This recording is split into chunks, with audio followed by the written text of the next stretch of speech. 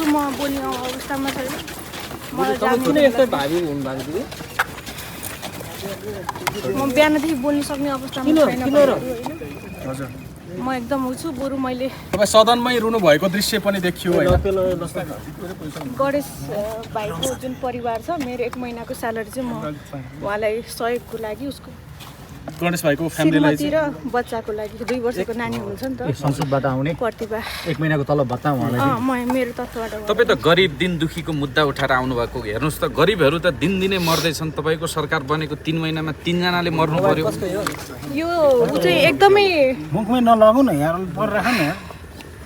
2 जना सुकुम्बासी 1 जना अब राइडरले आत्महत्या सरकारकै कारण गर्नु पर्यो हेर्नुहोस् त तपाईँ दिन दुखी र गरिबको मुद्दा उठाएर आउनु भएको मान्छे मन त पोलेको होला त्यही पनि बोलिदिनुहोस् न मान्यजी यस्तो के अब त्यो सरकार भन्दा पनि महानगरपालिकाको गलत उ छ होइन त्यो भिडियोहरू पनि आइसकेको छ उहाँले त्यस्तो रुष्ट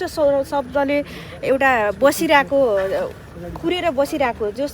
त्यो गाडी पार्किङ गर्न पनि मिलेन त गाडीमा तपाईँ बसेर त जहाँ पनि बस्न मिल्छ नि त होइन 15 मिनट बिच आधी घन्टासम्म त मिल्छ नि त होइन उहाँले पार्किङ गर्नुभएको होइन के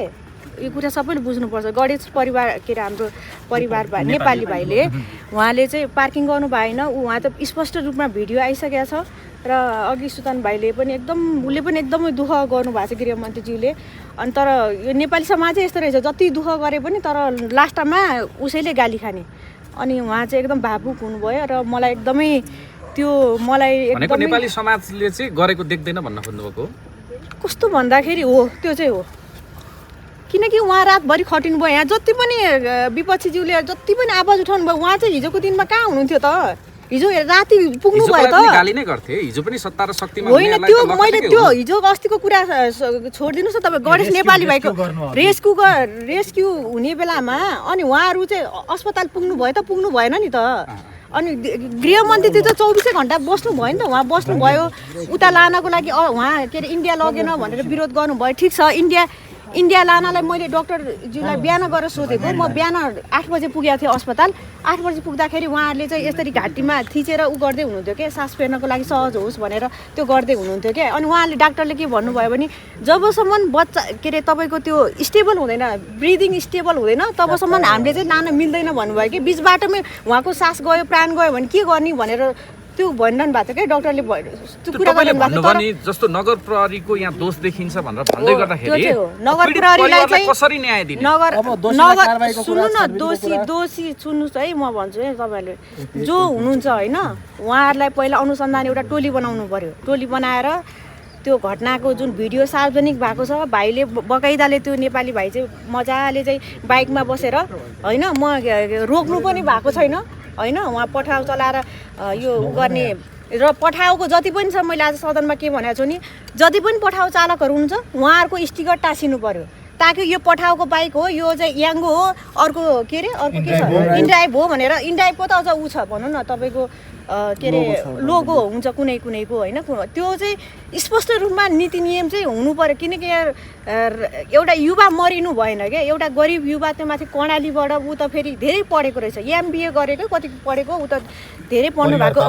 परिवार पाल्ने उसको श्रीमती जम्मा 20 वर्षको है बहिनी रुएर बसिरहेको थियो 18 वर्षको बहिनी रुएर बसिरहेको 2 वर्षको बच्चा चाहिँ लिएर रुएर बसिरहेको थियो कि अब ऊ भाइ आवेगमा आयो तर उसले आफ्नो परिवार नै सम्झिनु पर्थ्यो अब आवेगमा आयो अब उसले त्यो अपमान सहन सकेन तर त्यस्तो गरे अपमान म त छक परेँ के अब त्यस्तो अपमान गरेर त्यसरी पनि त प्रहरीले त्यसरी महानगर प्रहरीले त्यस्तो उहाँहरूलाई पनि ट्रेनिङ दिनु पर्यो कि महानगर प्रहरीलाई शिष्टाचार भनेको के हो भन्ने कुरा त्यो पनि सिकाइनु पर्यो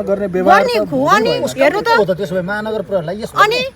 त्यो त्यस्तो हुन्छ त शिष्टाचार त हुनु पर्यो नि त उहाँहरूमा पनि त्यो कुरामा उ गर्न चाहन्छु अब म यहाँ धेरै कुरा राखेर अन्तिममा सुकुम्बासीहरू खान पाइएन भनेर रोएर हिँड्नु पर्यो सुकुम्बासीको नाममा त तपाईँको 3 महिनाको लागि बाहिर बस्न जो भाडा बस्नुहुन्छ घर छैन उहाँहरूलाई 3 महिनाको भाडा र 25,000 चाहिँ म के उहाँहरूको त्यो आइसकेको छ कि यो कुरा म रोएर हिँड्नेहरू चाहिँ के नक्कली हुन् नक्कली भन्न मिल्दैन, दुःख भएरै रुने हो कि मान्छेलाई, परेरै रुने हो होइन। आँसु कसैको सस्तो छैन। सस्तो छैन। अब म अब भकानिन्छु बेला बेलामा, अब त्यो मैले सोचेर होइन नि त, त्यो त आफै परेको बेलामा आउँछ नि त। देशरोको बेलामा आशिका तामाङलाई पनि भित्रैबाट आउँछ, त्यो त तपाईँहरूले हिजोको दिनमा पनि देखिसक्नु भएको हो होइन। अब त्यो कस्तो भन्दाखेरि राज्यबाट व्यवस्थापन हुँदैछ, 100 दिन भयो भर्खर सरकार आएको, 100 दिनमा आफ्नो कार्यविधिहरू देखाइसकेको छ। अब चाहिँ कस्तो हुनु पर्दैन भन्दा चाहिँ अब एक्सन ओरिएन्टेड अझै बढी आउनु पर्यो क्या, नीति नियममा आउनु पर्यो। यो जनतालाई मात्रै कर लिइरहने भन्दा पनि होइन, यसबाट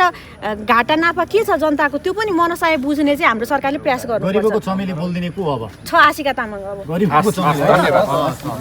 आशिका तामाङ।